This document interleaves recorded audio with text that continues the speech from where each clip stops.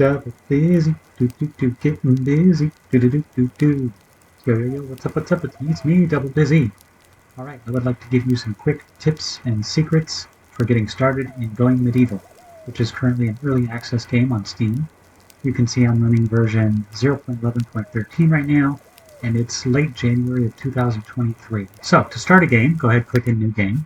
Standard, you can read what it says. Peaceful, basically there won't be any attacks. And survival, it's going to be hard and difficult. And we kind of give you that flavor with the picture over here. Let's go ahead and do a standard, but a very easy. You'll still get an attack here and there, especially early in the game. You'll get one easy attack, and you'll get to experience those mechanics in the game. A new life, lone wolf, or add new. You guys and girls can read all that if you want. New life is kind of standard, and these are the resources and equipment that you typically get. You can choose between a valley type, which seems to be flat and good for farming. Hillside is kind of a mix, but there's a little more terrain to deal with.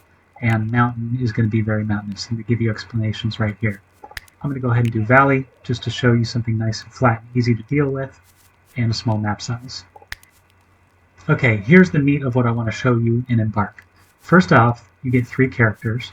You can reroll the entire group. You can reroll randomly any one character. Or you can do advanced customization and roll a whole bunch of stuff.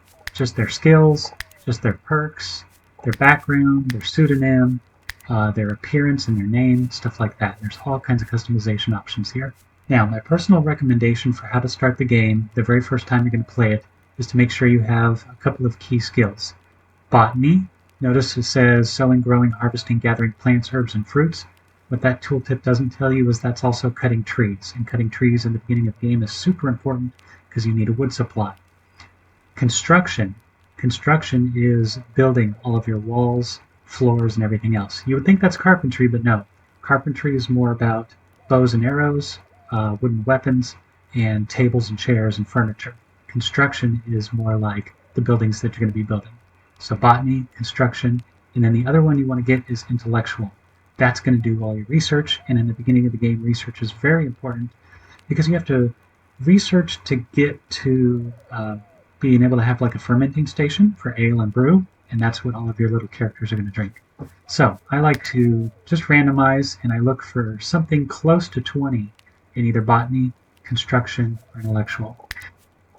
And there we go. So Marjorie is an intellectual, so I'll keep her. So then what I'll come up here and do is click somebody, and I'll look for botany or construction.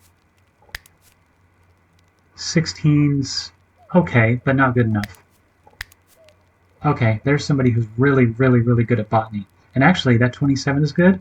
If you have 25 or higher, you can do herbs. So it's kind of nice to be able to start off making herbs. That'll make your food better, and you'll actually be able to do some medicine. Okay, so now let's get a construction person. Notice I skipped the 16. There we go. So now I have somebody who can do my research, somebody who can build all of the walls, floors, and furniture we need early, and somebody who can go cut all the trees and do all the farming for us early on. Okay, now since this person is going to be busy farming, I'm thinking that they're going to be too busy to do much else. So while they're cutting trees for more wood, constantly out there cutting trees, even if I'm not building with construction and farming, that keeps them pretty busy. Therefore, I'll make my construction person also be my culinary or cook person. So what I'll do is go into advanced and then fiddle with these numbers. Now, Marjorie is already my intellectual. So Jacob, I can go ahead and hold control minus, lose 10 points, actually his minimum is 12, and make him a culinary. And I try not to give too many points to myself, so usually what I'll do is I'll do something like best skill is 20, secondary skills like a 15. If they have a third skill, I'll give them something like a 12 or a 10, and then I'll worry about combat and stuff in a little bit. Okay, so now you can see that Marjorie is my intellectual. I went ahead and made sure that her highest skill is 2 stars, meaning that she'll gain 4x more XP, or 4 times as much experience. Her secondary skill actually is animal handling. I went ahead and put that at 1 star. And then her tertiary or third skill is going to be speechcraft, which is going to be for trading. It says cheering on other workers in conversations. I haven't seen much of that yet, but at least that's available. But speechcraft definitely will help with bargaining for trading. She already had that melee. We'll talk about melee and marksman in just a minute. Athelstan is our botanist, so cutting trees, farming everything. Oh, that reminds me. When Marjorie is doing her research, she'll do animal handling, so she'll milk all the goats and she'll feed them and make sure that their food's in place, and she'll pin them and rope them. I won't do any trading early in the game. Mostly it'll just be research, research, research. So Athelstan can do all the farming and cutting the trees, getting the wood supply in place. When done with that, you can become the hunter. To be a hunter, you always use a bow, so that's marksmanship, making them more accurate and being able to fire at longer range. Also, I believe you have to have either a 10 or 15 skill, I can't remember which, to use the longbow. So you want some good marksmen. And then next after that, tailoring. So as you kind of get past the very beginning of the game and get things started rolling, you're going to need someone to make clothes. So I gave Athelstan some tailoring. Jacob, same thing, gave him a 9 and a 1 star, but primarily construction.